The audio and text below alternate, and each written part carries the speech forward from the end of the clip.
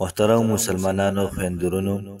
نن چې کومه زموږ وظیفه ده د څلورو رکعاتو نفلو ډیره زیاته بهترین او عظیم الشان وظیفه ده. محترم مسلمانانو ورونو، د چا چې په زړه باندې څه حاجت وي، د چا کو په زړه باندې څه ارمان وي، څه تمنا وي، دا څلور رکعاته نفل دی په دې ښودلې شوې طریقې باندې وکړي. انشاءالله العزیز الله پاک بوله تمام حاجات دا پوره کی، الله پاک بوله تمام مسئلې دا به ختم کی. که دغه حاجات د مال و دولت وي، د پیسو وي، د نوکرۍ وي، د نکاح وي، که دغه مشکلات دا ټینشن وي، پریشانی وي، دغه رنګي نکاح نه کېدل دي، دغه رنګي د پیسو نشواله دی، دغه رنګي محترم په دنیا کې مقدمې دي، پورا لانجه کنجي دي، دنیا ژوند محترمو د لانجو دی.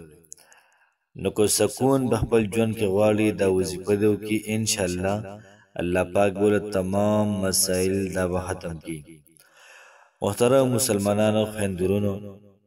وظیفه به هغه سړی کوي، وظیفه به هغه زنانه کوي چې چا مکمل د الله پاک په ذات باندې یقین وي.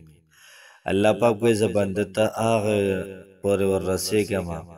هغه هومره وررسېږمه چې څومره دا بنده ما باندې ګمان کوي. د کوم سړي یقین برابر نه وي یا هېټه کې ارام وي، هغه سړی دا وظیفه نه کوي، ځکه بیا وروسته ګیله کوي چې وظیفې کار ونه کړم. وظایفو دا محترمو کار کوي، خو داسې کسان غواړي چې کوم کسانو کې اخلاص ډېر زیات وي، هغه کسان غواړي چې چا توجه الله پاک سره ډېره زیاته برابر وي، هغه خلک غواړي چې په اخلاص سره وظیفه کوي، هغه سړی د هغه وظیفه قبلیږي، د هغه زنانه وظیفه قبلیږي چې د زړه په صدق باندې دا وظیفه وکړي او دغه رنګې په هېټه کې آرام نه وي. انشاءالله العزیز د الله پاک نه کلک امید ساتم چې الله پاک به تمام وظایف دا قبلی. محترم مسلمانانو خویندورونو، نن چې کومه زمونږه وظیفه ده هغه محترمو د څلور رکعاتو نفل وظیفه ده. په دې نفلو کې یو څو صورتونه داسې دي که منګ ویلي، انشاءالله العزیز الله پاک به ستاسو ژوند او ستاسو تقدیر دا بدل کی. محترم مسلمانانو خویندورونو، وظیفه ډېره زیاته کمال ده. که تاسو ځان با کماله کوئ، که تاسو ځان قیمتي کوئ، دا وظیفه وکړئ. که تاسو په دې قیمتي کولو کې خپل نور خویندورونه شریکول غواړئ، هغوی هم پکې دا شریک کولی شي. که د چا حاجت وي د پیسو، د مال و دولت، د کاروبار، د دکاندارۍ، د نوي کاروبار، او دی دا وایي چې زما دا تمام کارونه دې په ښه طریقې سره وکړي، انشاءالله وظیفه دې وکړي، مکمل ګارنټي در کوم، د الله پاک په خزانو دې یقین وکړي. انشاءالله العزیز زمونږ او ستاسو رب ډېر زیات مهربان دی. زمونږ او ستاسو رب دا ګوره بوت نه دی چې نه اوري، زمونږ او ستاسو رب دا کونډ نه دی چې نه اوري، زمونږ او ستاسو رب بصیر ذات دی، موږ یې نه. زمونږ او ستاسو رب د سمیع ذات دی، موږ اوري. سمع الله لمن حمده، سمع الله اوري الله پاک لمن هغه چا حمیده چې څوک تعریف کوي. نو موږ وظیفه کوو، د الله پاک تعریف کوو، نو موږ اوري. الله پاک چې کله زموږ د وظیفو د ګوري، موږ دا ذکر کوو، د الله پاک نه غواړو، الله پاک له فن ورکوي. ته دلته کې مایوسه کښېنې، ناامیده کښېنې چې یاره بس کار نه کېږي او نوره وظیفه نه کوم، بس چوټي. هلته کې الله پاک ستا د ذکر ته ګوري او له خوند ورکوي. جبرایل ته وایي چې مې پوره کوله، ډېر زیات په زارۍ باندې لګیا دی، ډېره زیاته په زارۍ باندې لګیا ده، خپل حاجت رانه غواړي. جبرایله مې پوره کوه، دومره خوند راکوي، پرېږده چې لګیا یي. مور او پلار ته د بچو وړې وړې خبرې دا څونه خوند ورکوي. ماشوم د یو څیز تپوس واته پیرې وکړي، بعضې وخت کې ماشوم د 100 پیرونه سوا هم تپوس وکړي، او پلار د څومره محبت باندې وایي. یا کله کله مور یا کله کله پلار دې ماشوم ته غوږ کېږدي چې بچیه ووایه څه وی، او ته لګیا یي، ته ورته صرف غوږ یې نه ورته او کوي نه ورته نه کوي. ولې خوند ورکوي؟ الله پاک له زمونږ او ستاسو دا ذکر، نوافل، وظایف، تلاوت دا ول خوان ورکي ها او چې کله الله پاک محترم او راضي شو الله پاک به زمونږ تمام کارونه کوي کله الله پاک داسې شو چې مونږ هیڅ مسله نه الله پاک رحم به جوش کې رالی او زمونږ ستاسو ذکر ته وکتل دومره څه به راکړي دومره څه چې حیرانه به شئ وظیفه محترمو داسې ده چې کله تاسو وظیفه کول غواړئ د خپلو حاجتونو دپاره د خپلو مشکلاتو دپاره نو د هغې ترتیب او د هغې طریقه کار محترمو داسې وي چې تاسو به چارندام وکئ په ښه طریقې سره چې کله تاسو چارندام وکړو ښه په بهترین او اعلی طریقې سره نو کله چې چارندام په ښه طریقې سره وکړو دی مطمئن شو چې زما چارندام دا پاورفل دی نو بیا به د چارندام نه بعد راشي او په مسله باندې ودرېږي خو ټایم د تهجد ټایم ډېر زیات بهترین دی ډېر زیات بیسټ دی او دغه رنګې د ماسوتن نه بعد که څوک څلور رکعته نفل کوي دغه ټایم ډېر زیات بهترین ځکه دی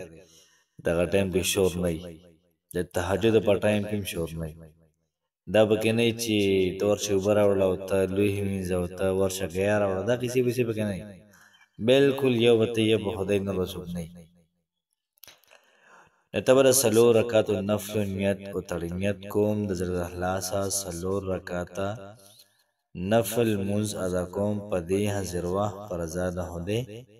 خاص خدای تعالی را مخ مې د کعبې شریف په لور کو الله اکبر بیا به د هغې نه بعد ثنا وي سبحانک اللهم وبحمدک تر ولا اله غیرک پورې اعوذ بالله بسم الله به وي بیا به د هغې نه بعد سورة الفاتحه دا به وي او بیا به د هغې نه بعد درې پیرې آیت الکرسي وي څو پیرې درې پیرې به آیت الکرسي وي په درېیمه سپاره کې پړم وي مهرباني ده الله لا اله الا هو الحي القيوم لا تأخذه سنة ولا نوم خو په طریقې سره منډه مه وهئ درې پیرې به دغه وي نو رکعاتو برابر کې بیا به د هغې نه بعد پاسې دویم رکعت ته بسم الله به وي دغه رنګې سورة الفاتحه به وي بیا به د هغې نه بعد سورة الاخلاص درې پیرې به وي قل هو الله احد مکمل صورت به درې پیرې وي دو رکعته برابر شو په قاعده باندې به کښېني بیا به د قاعدې نه پاسې درېیم رکعت ته درېیم رکعت کې بسم الله به وي سورة الفاتحه به وي بیا به د هغې نه بعد تاسو سورة الکافرون درې پیرې ووایئ الله اکبر به وکړي او دغه رنګې درېیم رکعت برابر کړي بیا به د هغې نه بعد تاسو پاسئ څلورم رکعت ته په څلورم رکعت کې به درې پیرې سورة الفلق او درې پیرې سورة الناس به وي ودې ویلي بیا به د هغې نه بعد رکعت برابر کی او سلام دا به وګرځي سلام دې وګرځو بیا به د هغې نه بعد سجده دا به برابر کی په ځمکه باندې سجده به ولګي او څوارلس پیرې به درود ابراهیم وي څوارلس پیرې یا ارحم الراحمین به سل پیرې وي یا ارحم الراحمین او سل پیرې الله الصمد وي او بیا به اخره کې ورپسې درود شریف وي صلی الله علیه و آله وسلم او څوارلس پیرې وي ودې ویلې او بیا به د هغې نه بعد سر رابره کې دعا به وکړي دعا به داسې وکړي چې د الله پاک رحم په تا باندې راشي دعا به داسې وکړي چې د الله پاک زړه درباندې سوځي دعا به داسې وکړي په رښتیا م الله پاک ته چې دې سړي له ورکړې د دې زنانه دا کار وکړه که نه محترم مسلمانانو خویندرونو زمونږ کار صرف وظیفه ښودلو او وظیفه قبلول د الله پاک کار دی موږ تاسو ته چل وښودو باقي تاسو په دغه ترتیب او طریقه کار باندې الله پاک نه وغواړئ لکه څنګه ټیچرز څومره چې طلبا دي طالبات دي هغوی د پوره کال محنت وسوکي ټسټونه ترې والي پیپر یې پکې والي دغه رنګې فرسټ ټرم سیکنډ او دغه رنګې پرې بورډ تمام اګزام ذاتې والي او بیا ورته هغې نه بعد وایي چې ځئ بچو خدای مل شئ څه مې ورته ښودلي دي دقه کوئ پیپر ورکئ او انشاءالله ګارنټي در کوم نمبر به هم ښه راځي نو چا صحیح کار کړو نو هغوی ته پوزیشن په بورډ کې ملاو شي او چا صحیح کار نه کړي نو ټول کار به ګډوډ نو نو دغه حساب کتاب دلته دې چا صحیح وظیفه وکړه زړه نه هیڅ مسله پکې نه وه ان شاء الله عزیز الله پاک به لازمن قبلې محترم کوشش وکړئ د ثواب په نیت باندې وظیفه وکړئ د ثواب په نیت مخکې شیر کړئ او دعا کوئ چې الله پاک دا څومره کسان دا وظیفه کوي د تمامو خلکو د الله پاک تمام کارونه دا پوره کړي الله پاک هم همیشه لپاره خوشاله